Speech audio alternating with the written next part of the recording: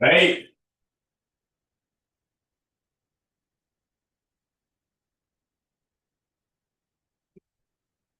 Right. お願いします。お願いします。は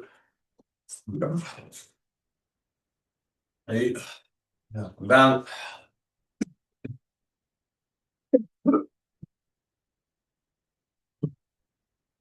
はい。Side to side.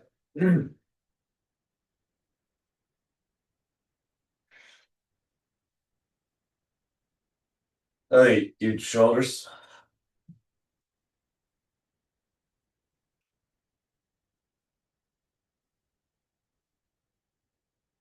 So circles one way.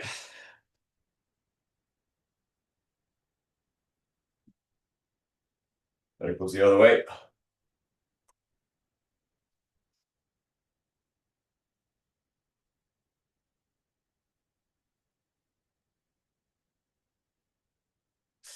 Hey. I'm going forward.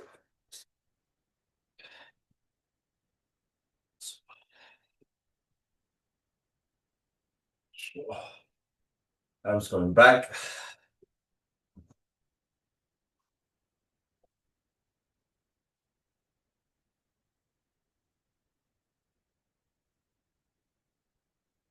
Hey, the back.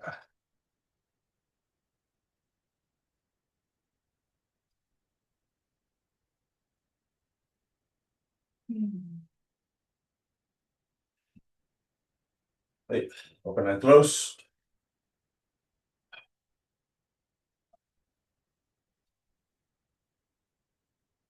Hey. Waves.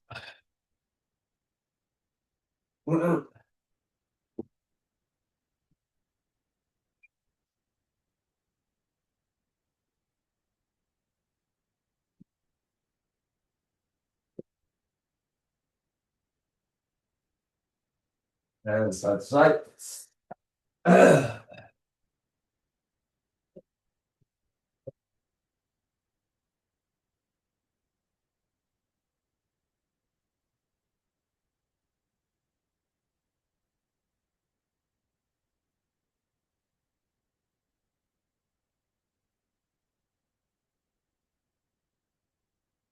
Hey, hello.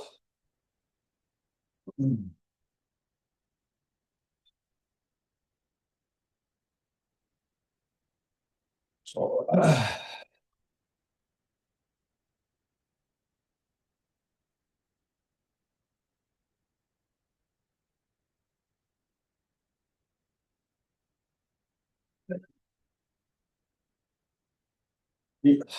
side.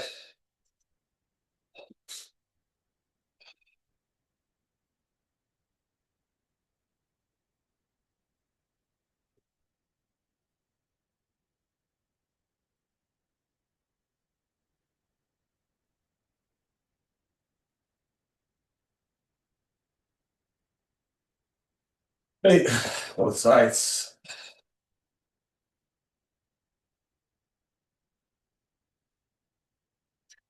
Go.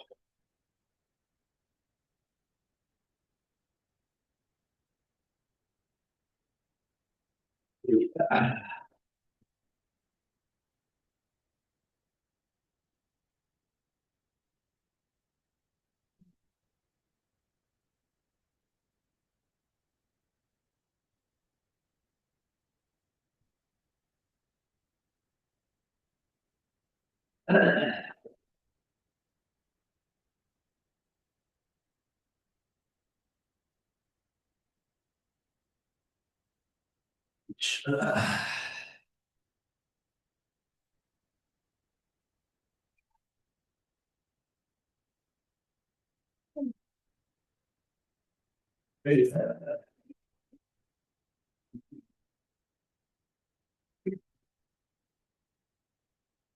hey, front and back.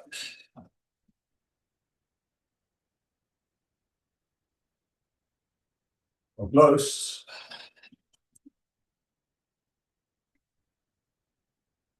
Side to side.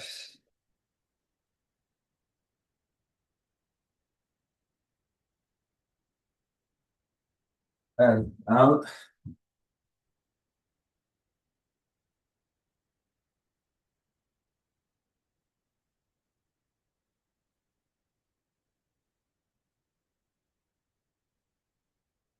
Hey, Aisaki.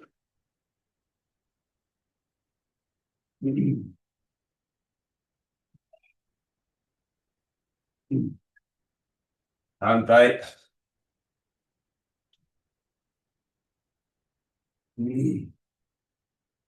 Ryoho.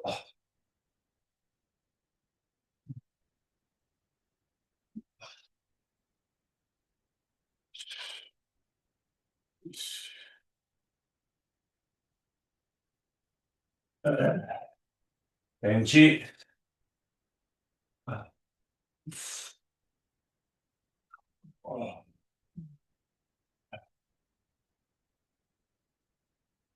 So,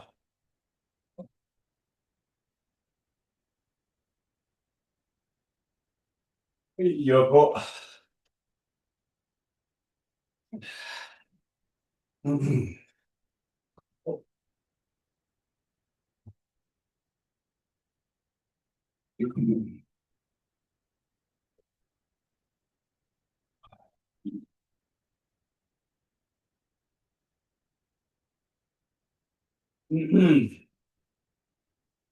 Hey, hands up and forward. Down.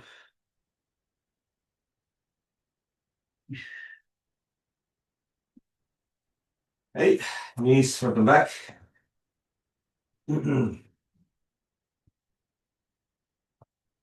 Circles one way.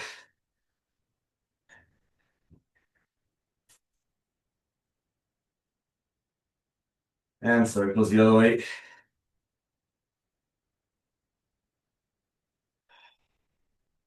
Both circles twice. One direction. One direction.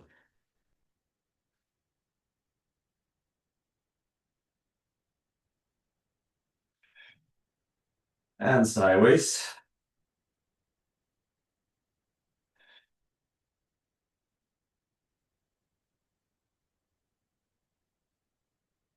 Front. Back. Back.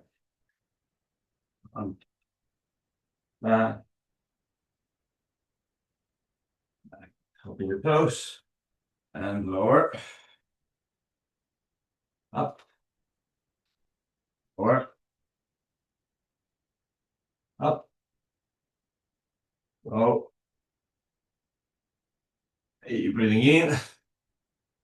Breathing out. In. Out. In. Out. Hey. Hey. Hips.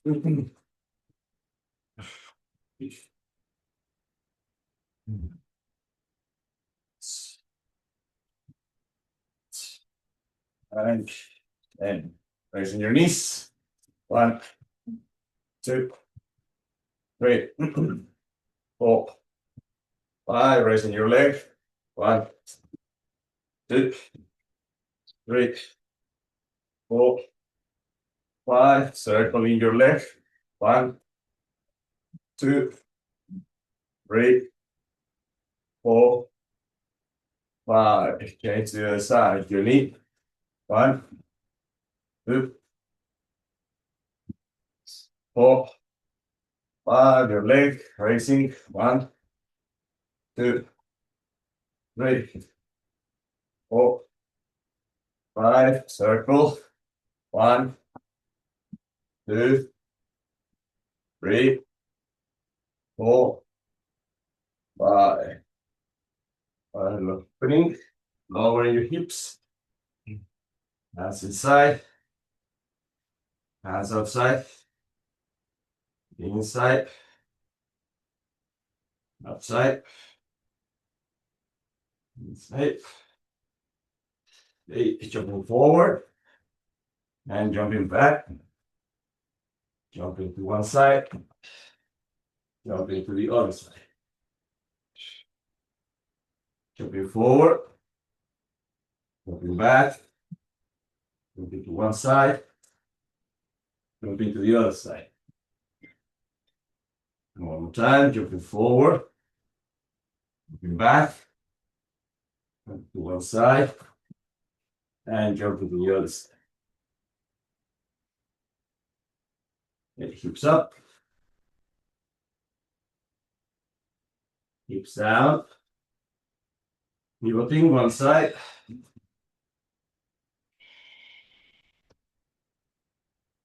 Ready?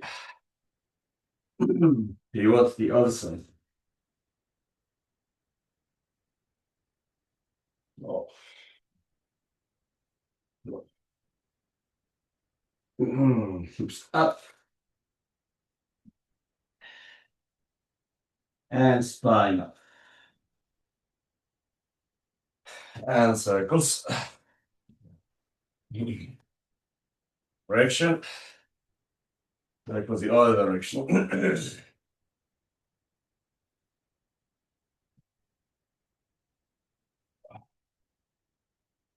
And your legs. Right.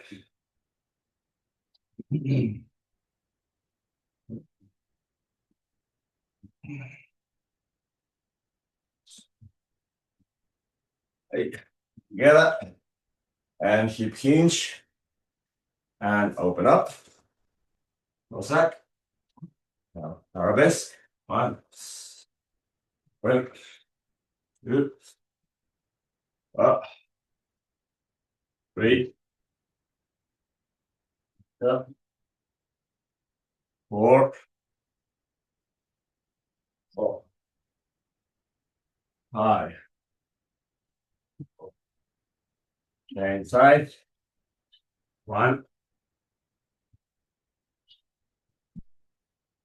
2.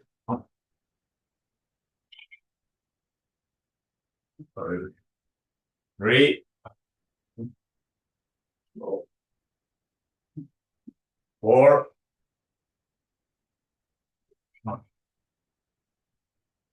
5.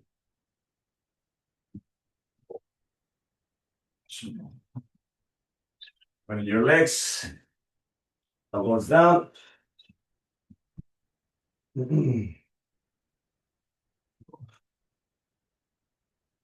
Hey, going forward. Back stretch. And coming to your knees. And out. Cat. Out. Cat. Out. Cat. Out. Cat. Out. Cat. Back stretch. Forward again. Hips up. Pushing your heels down. Putting your head inside. Deep inside. Hips down. Head out. Hips up. Heels down. Head in. Hips down. Hip up. Head out. Hips up. Heels down. Head in. Hips down. And back stretch. One leg forward. The other one can be on your knee. And stretching, breathing in, breathing out. Breathing in, breathing out. Elbow down. In, out. In, out. In, out. In, out. In, out. In, out. Last one. In, out. In, out. Then foot. One leg down, one leg up. And breathing in, breathing out. Out. 2. Down. 3. Down. 4. Down. 5. Down. And back stretch.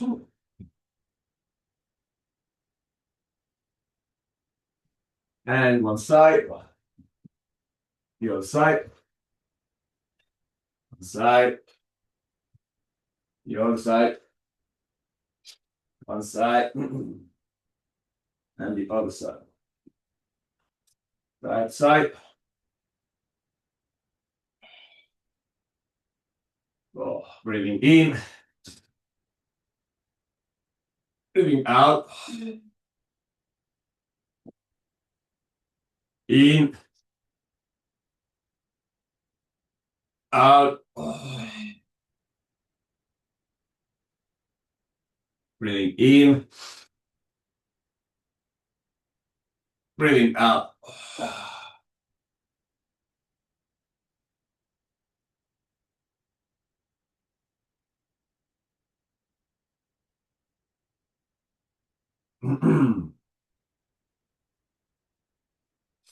Hey, standing up. So this week we were working on the third physical systems and muscle groups and system groups that Morgan Sensei obviously uses a lot. And this week is very obvious, is the idea of the hips and the spine. And I think that the hips, to a certain extent, is what we believe that is a reasonably understood part of the body that plays an important role in a lot of Aikido schools, in a lot of Aikido exercise. The spine, not so, it's kind of differently understood, the spine, because some schools are very strict about the spine not moving, and just basically people performing while maintaining a perfectly vertical posture in that sense. Probably forgetting that good posture is a dynamic condition. It's not bound by one particular position of the body. But posture is a posture. Good posture is something that occurs through a range of motion. It is true that if we lose posture, and it is true that the more we lean forward, we tend to lose posture. So, however, moving forward and leaning forward are not the same two ideas. If a school, or if in our practice we're going to tend to move forward with our hips, yes, we have a greater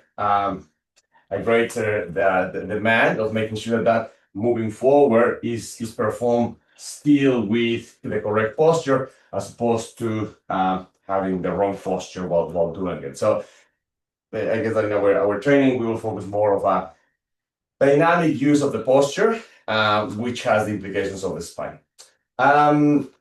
So and again, I think just to clarify the importance, it's really important that the quintessential part of the body that your partner, or that our partner as Uke will be following, is our hips. Is the level of our hips what our partner will harmonize with and follow with. And I promise you that 90% of the time when we feel stuck in a technique, it is because our hips haven't dropped, haven't gone down. And this is evident all the time, especially in projection techniques. For example, in Minage, when a person is here and a person is ready to throw someone else, and it feels heavy, the other person feels heavy, and it's almost impossible. It is because we haven't lowered our hips before the throw. or in Shikonage, the same thing. We pivot, we come here, we enter, and we are ready to throw the person. The other person is really vertical. We feel the struggle with it. It's because we haven't lowered our hips in order to assist the technique and so on. So, I used to joke with the kids and the teenagers that in the same way that when you have IT problems, and you call your IT person to check your computer, it's a silly thing, but apparently maybe not these days anymore because we are all so used to laptops. But if you have a desktop, a very common troubleshooting advice was, is your computer plugged in? It sounds really silly, but they don't say that just to kind of make fun of you. They say that because apparently it was a thing. It was a common kind of troubleshooting problem with, well, okay, if your computer is not plugged in, then maybe that solves the problem, and then we save 20 minutes of trying to figure out what's going on. So it's not like they were not being patronizing. They were actually following a procedure of a question that has proven to be a real issue that then solves all other issues. So is your computer turned on? Or sorry, is your computer plugged in? Yes or no? The same thing with your techniques. There's a whole bunch of troubleshooting conditions that need to be addressed, but really, is your hips down? Yes or no? Because if they're not down, then it's like not having the computer plugged in, and then there's a whole bunch of, doesn't really matter really what happens after that. Okay, so just to do that, so I guess that most of us are familiar with the basic idea of jigotai. So open your legs, lowering your hips. Okay, so remember that even when you are fully vertical, or what we consider fully vertical, your hips all the way up, is different from having your knees locked. So the idea is your knees should never really be locked, even if you are in a fully vertical high up position. So just make sure that if you are your hips as high as your body allows it, but just that moment before you lock your knees. So just find your highest position of your hips, and then from that position you kind of come down into your jigotai. Okay, you're lowering your hips, so up again, and just before your knees get locked, and down. Okay, up again, just before your knees get locked, and down. It's important to recognize just before our knees get locked, because many of us have a tendency of locking our knees. So it's important to say, well, I go up to this place, and then I kind of come down again. Up, this place, down again. Up, this place, down again. All the way up, place, down again. So between your legs, jigotai. Okay, so now pivoting to one side. Now you are in a position that we practiced the last couple of weeks, which is this very strong base position. Keeping your eyes, your ears, your shoulders, and your hip aligned. Move your spine. And coming up. Pivoting to the other side. Pivoting to the middle again, jigotai. Pivoting to one side. Trying to keep your alignment. And moving forward and moving back. Pivoting, lowering. Pivoting again. Your alignment, and up and down, pivot, lower your hips, up, pivot, alignment, down and up. So now the concept of when we move, and we try to keep our alignment, as we talked when we discuss alignment, there are three elements that really need to be in place. 3-4 elements that need to be in place for good positioning, or which you say. Number one is the tilting of your pelvic area, so your posture for your pelvic area. Number two is the condition of your core muscles. Okay. Number three could be, but that's why it's not terribly important. But yes, I mean, if you roll your shoulders back and push them back, that fixes a little bit the situation, but that condition is not sustainable unless you have core muscles that can sustain that. Otherwise, all the time you're going to be losing your posture by rolling your shoulders back. But let's bring them into position. So the pelvic area, the core muscles, the shoulder position, and one that is not the most important one, but is equally important as the other three, is the level of your eyes. And remember, your eyes will always shoot quicker than anything else because they move really, really fast. So we need to be careful that if we're in this position and then we start looking down, by this stage already my head is pointing down and everything will be down. So the problem is and this happens very often also with the shoulders. When you say to people, no, roll your shoulders back. We are slouching, on one face, and then you tell people to fix their shoulders, and then they push them back and really high, and they kind of fix their position, especially children. This happens a lot with the children. They are slouching, and then you fix their shoulders, and then they bring them up and back. And they say, no, lower your shoulders, keep your shoulders down. That's okay. You don't have to shoot them up. The problem with the eyes is the same thing. The eyes, either they look down, and then we start losing our posture really quickly, or we try to fix it, and then we look up, and then we never move our neck. We kind of end up kind of in this weird position where my head now artificially is not going down. Okay. No, when Moreno Sensei does the bowing, this is another thing that happens in martial arts, right? Sometimes people say you are bowing to your partner, and you should never lose, eye contact with your partner. And then that brings you in very weird, kind of artificial situations, because if I have my partner in front there and I don't want to lose eye contact with them, I look at them, I keep looking at them while I'm bowing, but I'm still looking at them at the front. This kind of massively stresses my neck, but I'm not losing eye contact with my partner. And one of them says, no. That's not what you do. Okay? You create a correct distance where you can increase your periphery, of your vision. You keep your eyes aligned to your body. You come and bow, with that alignment. And because of the space that you have created, you have a bit of peripheral vision where you're still looking in alignment with your head. You don't look down and in too quickly, but then you don't artificially keep your eyes up. Trying to don't lose contact with your partner. You keep your eyes aligned to your head, give enough space to yourself, you do a proper bow while keeping peripheral vision of what's happening, and then you get up. So that's basically the same issue that happens once we start doing technique. Okay? So yes, don't shoot your eyes down too quickly.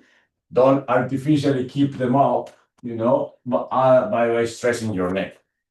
Try to keep them at the correct eye level. Because I have a correct alignment with the head. So lower your hips, pivot, okay, and move your spine.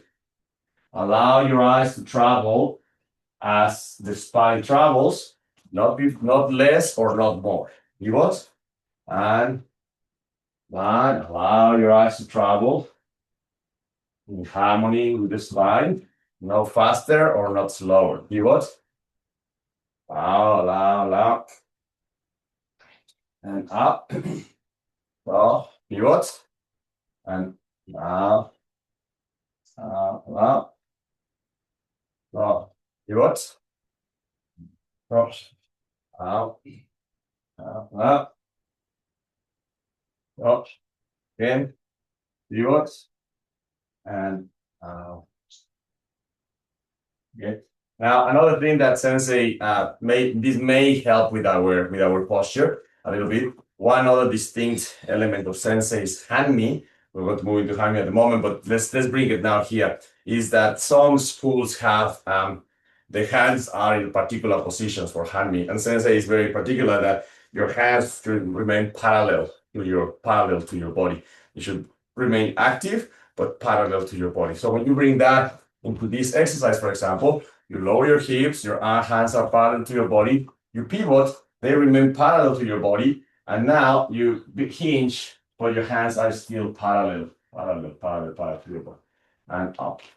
Legs parallel to your body, pivot, and hinge, parallel to your legs. Up again, lower hips, pivot, parallel to your legs. Up, pivot again, and parallel to your legs.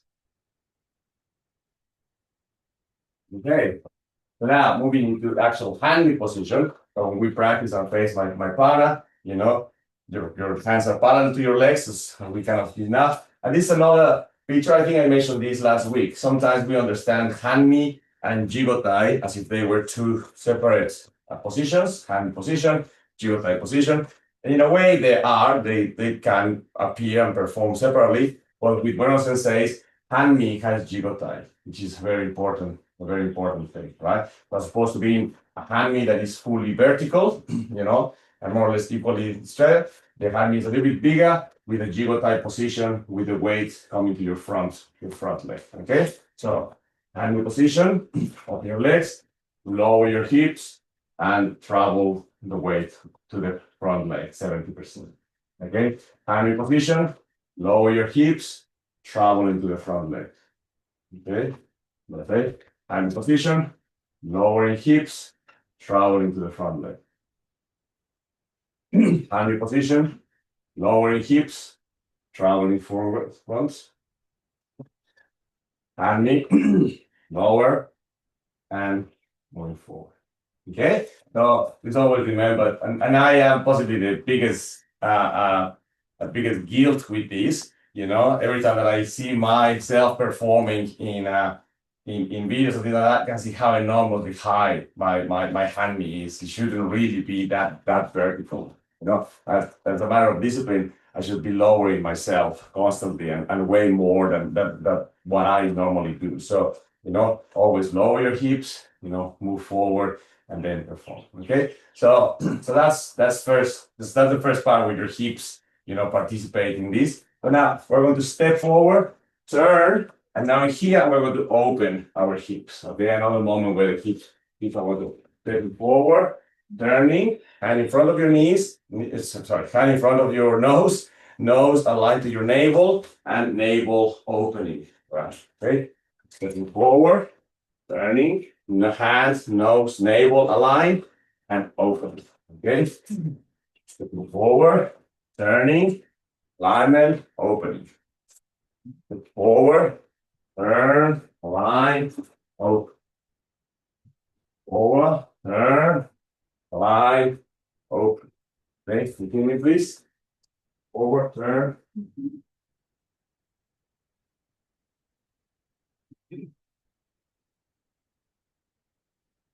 All right.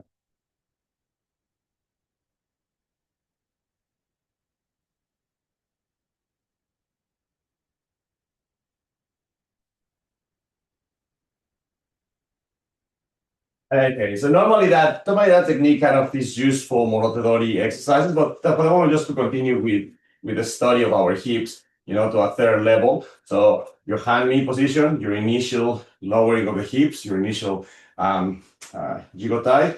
So you step, turn, opening your hips. Now that you have opened your hips, lower them even more up into EQ. Okay, so 3 moments to lower your hips, please. At the beginning, stinging in the middle through the opening action, and then lowering even more and controlling for each.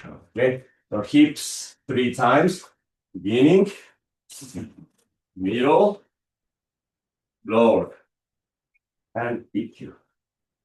Okay, beginning, middle, and lower, EQ. Beginning, middle, lower, EQ. Go lower, EQ. Beginning, on, on, middle, lower, and right. And so just to remember, there were many different, a little bit eventually, in the same way that we have rhythms of breathing in and breathing out, then we have rhythms of the hip going up and going down. And in those rhythms, our partner is following, harmonizing with those rhythms, and those create moments of movement, moments of unbalance, moments of where the technique occurs and things like that. So, you know, that the hip has to be constantly moving, you know, in order to kind of create this rhythm with the hips. Okay, so what we're going to do now is one technique that we did during the week, which was Ushiro Ryo Tekubidori. So here, Ryo Tekubidori, and Sankyo. Okay, where we cut quite violently with my hand. So Ushiro Ryo Tekubidori. I step forward. Okay, and Sankyo as low as possible. I change my hands here, and I follow my partner, but maximizing the use of your hip. Okay, and again, be careful because in this case, your eyes will want to look down before your hip goes down. So try to maintain harmony between eye level and hip level. Okay, so Shiro Ryo Kubidori, enter, step forward one time, step another time, and lower hips and eyes. Okay, Shiro Ryo Kubidori, stepping in one, stepping in two, lower, and change hand. Shiro Ryo Kubidori, stepping in one, two, lower, change hands, and Shiro Ryo Kubidori, one, two, lower, and touch. Lower, lower, down. Okay, lower those two forward. Rio, one, two, lower. Rio to Kubidori, forward, back, low, so from because the poor hip, because the hip is in the middle of two sections of the body that will always move faster than the hip, right? At the very top is our eyes, in the middle is our arms, and at the bottom is our legs. And in the middle is the hip, which is what's supposed to be kind of coordinating the actions, leading the actions, more than leading the actions. But eyes, arms, legs will move faster, they're hungrier, they are more impatient than the hip. So, for example, a classic movement where that happens is in Yuminage, in Ikkyo Ura, we enter for Ikkyo Ura, we lower our hips and then we move our feet, okay? So we enter, we lower our hips, and then we move our feet. If we are not careful, what always happens is we enter, we move the feet, then we remember something about the hips, and then we try to move the feet again. Okay, so we enter, lower, and out. Okay, now when we practice that very slowly, there's a big gap in those two actions. What happens with, let's say, with Moreno Sensei, you watch his videos, is that there's almost no gap. Here there's one, and then happens into one motion, which is also really important because then that's what Moreno Sensei was kind of correcting us a while ago. We become very blocky. Okay, we become like one, and then there's a pause. Two, and then there's a pause. Three, and then there's a pause. And at some point that blocky study has to bypass. It's a bit like learning music in a way. You can go note one and pause until your fingers get into position. Note two, and then you pause until your fingers get into position. Note three, and you go like, yeah, that's fine. Those are the correct notes, and you are learning. So maybe it's okay that you pause to make sure that you're putting your fingers in the correct notes. But at some point, note one, two, and three should kind of almost be one thing. You should almost kind of participate together, right? So anyway, so that's the other two vices on this, and we want to play the whole piece, So we like hearing with musicians that don't play the note properly, but they play the whole piece. You're like one, two, three, they got the whole thing, and then musicians that are very like blocky, one, and then two, and then three, and then they never seem to pass that either. So anyway, for the moment, let's be blocky, okay, because we have to pay attention to it, and let's see if we can bring them together a little bit. So entering one, lowering hip two, and moving your feet freely. Entering, control, lowering, and feet. Entering, control, lowering, feet. Entering, control, lowering, feet. Enter, lower, feet. Enter, lower, feet.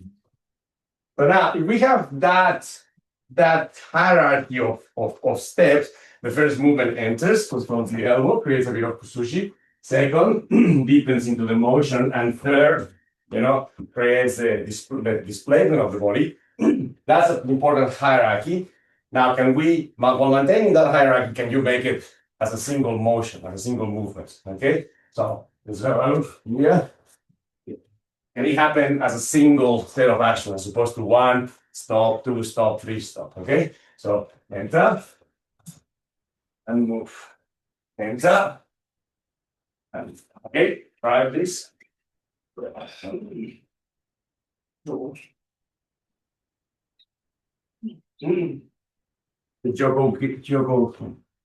Joko Kuriashi, no, no, Wariashi.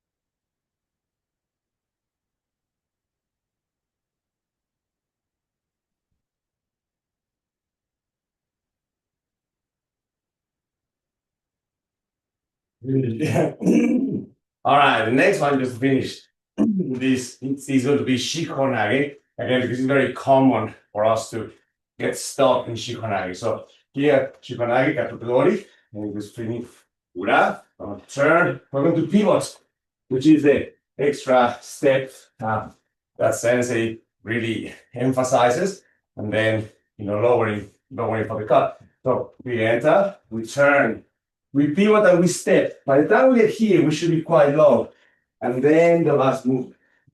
Alex Rojas was mentioning, it's true. The problem with Jigotai is that the lower you go, the less mobility you have.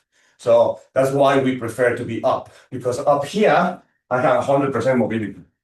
As soon as I start lowering my hips, I start gaining stability, losing mobility to a certain extent. So there is a moment where I kind of lose both. But if I am, for example, all the way here, then my mobility capacity is very limited.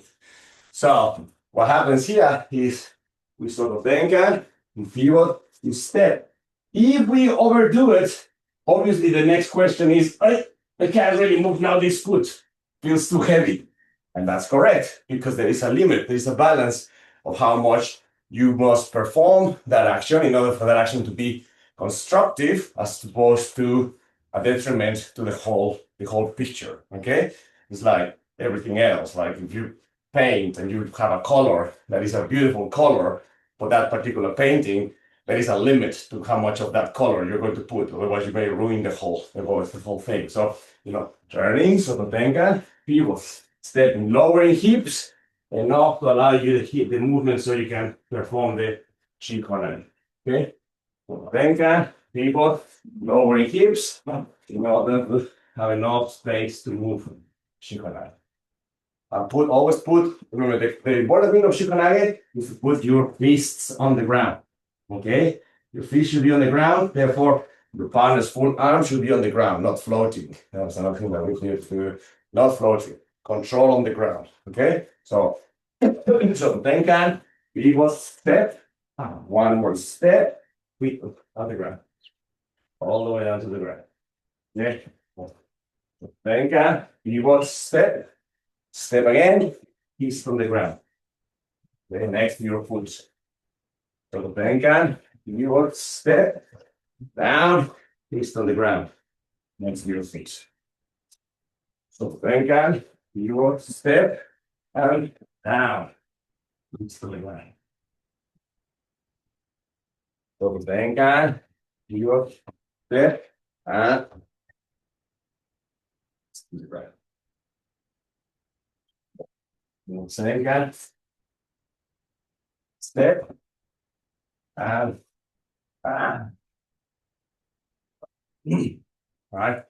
But you remember Shikonage is really all techniques, but Shikonage has a really maximum demand on hips and on spine because when you perform the kusushi, is the position of the hips that breaks the person's balance. And then when you perform the actual throw, the technique is the movement of your spine reflected by your connection of your head to your partner's elbow, that that produces the movement all the way until the floor touches. So it's definitely a technique that demands a lot of use of the hip in order to break the first balance, enough that allows you mobility, and then use of the spine correctly connected to your body and the body of your partner in order to produce the actual throw. Okay, so a couple of more times, please. So the tenkan, pivot, stay, pivot tie, and spine to the floor. Tenkan, pivot, step, and.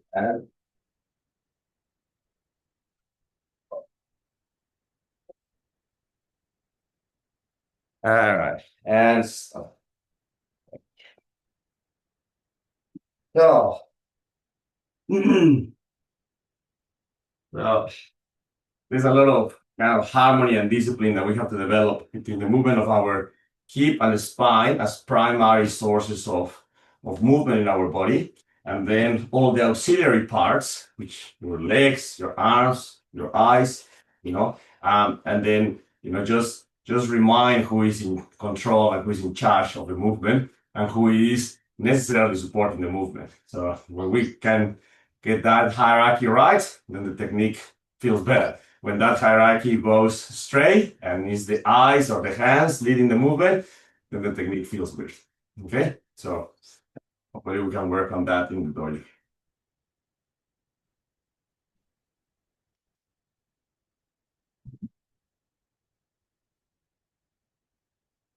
Great.